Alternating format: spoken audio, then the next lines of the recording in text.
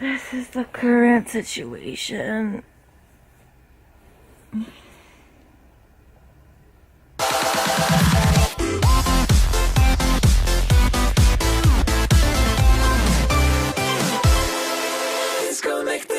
This is the feeling right now.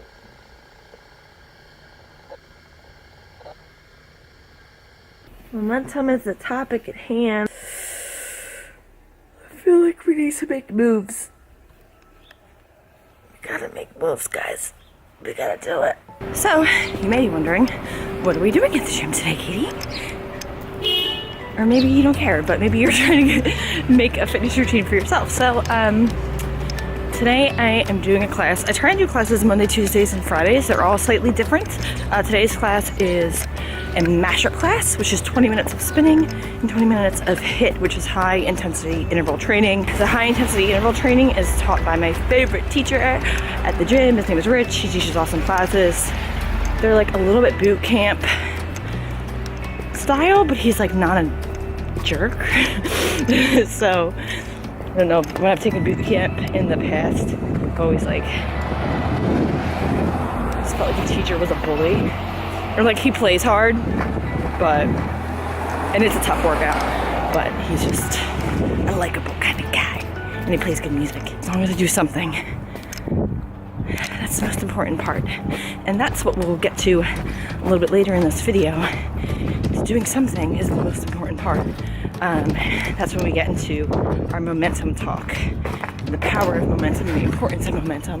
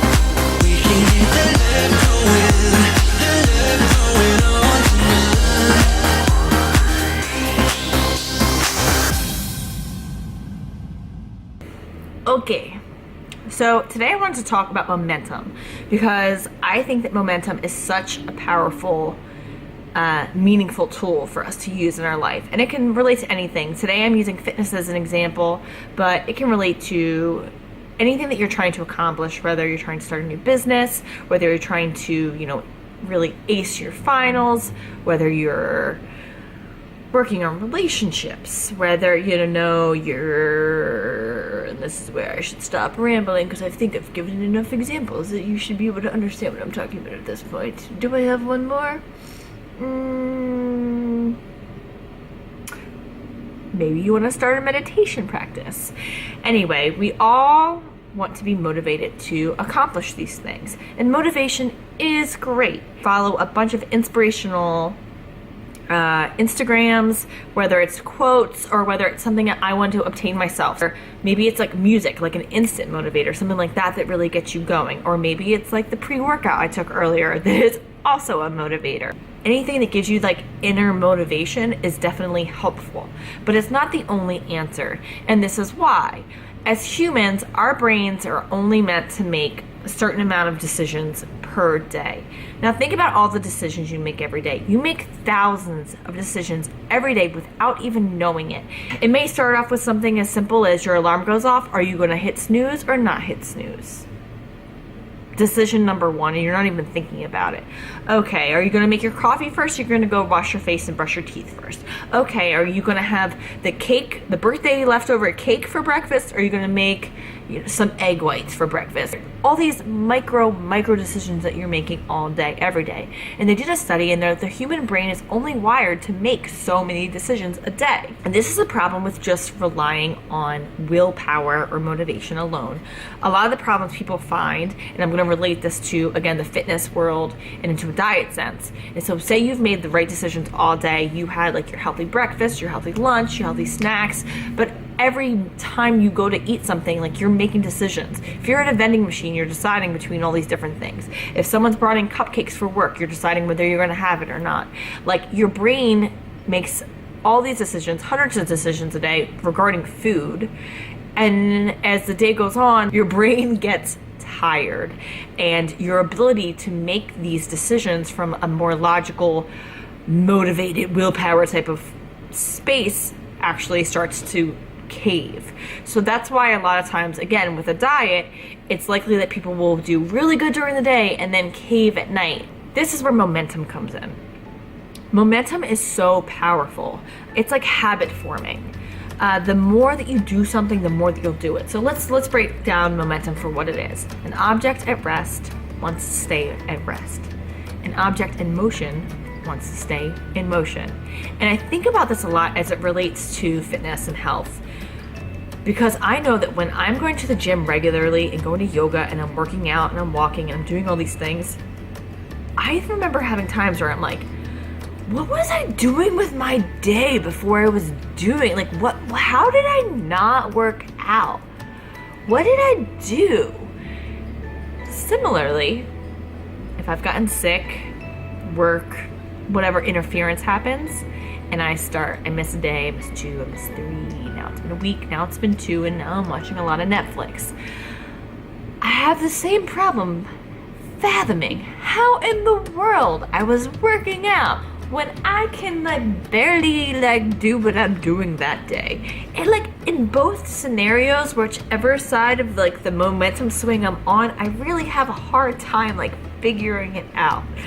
And the answer, like I said, is momentum. The more you do something, the more you're likely to do something. And I know it sounds really simple and really stupid, but it actually carries a lot of weight. One of the things they do is, we like to talk about, is establishing a habit, establishing a pattern, establishing something that your brain starts to go on autopilot, so you don't have to make a decision about it, so you don't have to strengthen every inner part of your willpower and able to do it.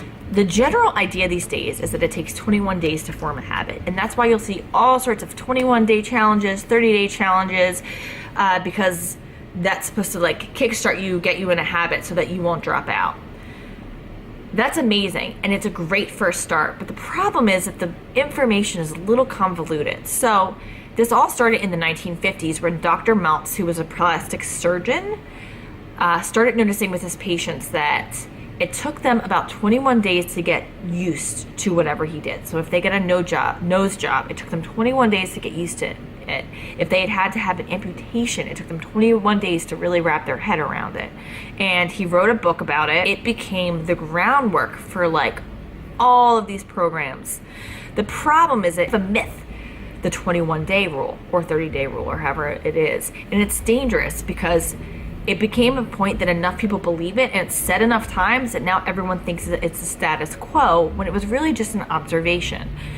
When they've done actual scientific studies on this, they found that it actually 21 days is the minimum to form a habit. So wrap your brain around that for a second. I fully encourage people to do 21-day challenges, 30-day challenges, even to get your foot wet. But if you're thinking that that's going to be the end of the story, then you're wrong. They've actually scientifically proven that it takes anywhere from 2 months to 8 months to form a habit. And that's when you will really get that momentum, and it'll become second nature, and it won't be a willpower issue for you. Bad news is that 21 days probably isn't going to be quite good enough. The good news is if you start with 21 days, you're more likely to keep going forward. 2 to 8 months to really solidify a new habit. Is it missing one chance to perform it?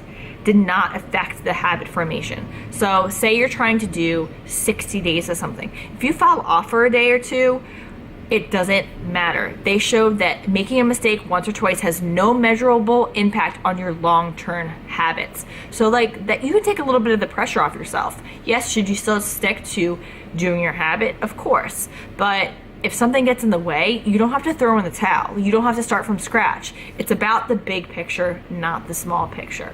Yes. What do you think of that class? What do you think of that class? That was light, man. Light day today. Light.